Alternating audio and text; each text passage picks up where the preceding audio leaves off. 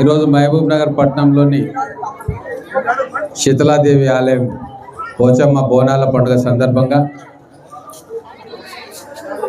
అమ్మవారికి బోనం సమర్పించడానికి వచ్చిన వేలాది మంది సోదరీమణులకు బోనాల పండుగ శుభాకాంక్షలు తెలియజేసుకుంటూ నాతో పాటు ఆనవాయితీగా అమ్మవారికి పట్టు వస్త్రాలు సమర్పించడానికి వచ్చిన ముడా చైర్మన్ లక్ష్మణ్ యాదవ్ గారు, మాజీ మున్సిపల్ చైర్మన్ ఆనంద్ గౌడ్ గారు, ఇక్కడ కౌన్సిలర్స్గా ఉన్న శాంతయ్య గారు, వేదవ్రత్ గారు, మిగతా పెద్దలందరికీ పేరు పేరున నమస్కారం.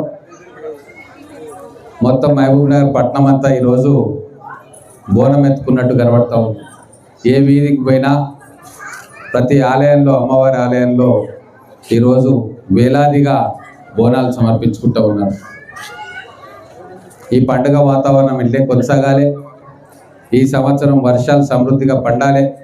మహబూబ్ నగర్ పట్టణానికి ఎటువంటి ఇబ్బందులు, కష్టాలు రాకుండా అమ్మవారు మన అందరినీ కూడా చల్లగా చూడాలి, దీవించాలి.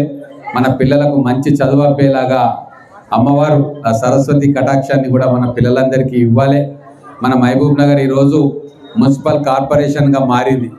మున్సిపాలిటీ నుంచి కార్పొరేషన్గా మారిన మొదటి సంవత్సరంలో అనేక అభివృద్ధి కార్యక్రమాలు అమ్మవారి ఆశీస్సులతోటి ఈరోజు మన నగరంలో చేపట్టుకున్నాం.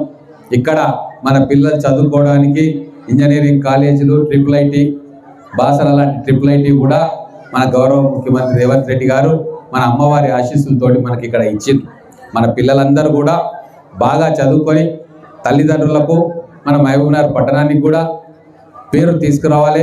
ఆ పిల్లలను మన అమ్మవారు సంపూర్ణంగా, సమృద్ధిగా ఆశీర్వదించాలని చెప్పి కోరుకుంటూ మన పెద్దలందరికీ కూడా ఆయుర ఆరోగ్యాలు సమకూర్చాలి. మన వ్యాపారస్తులు సంపదను పెంచుకోవాలి. మొత్తం మహబూబ్ నగర్ కూడా ప్రశాంతంగా కలిసిమెలిసి అనంతముల్లాగా ఉండాలి.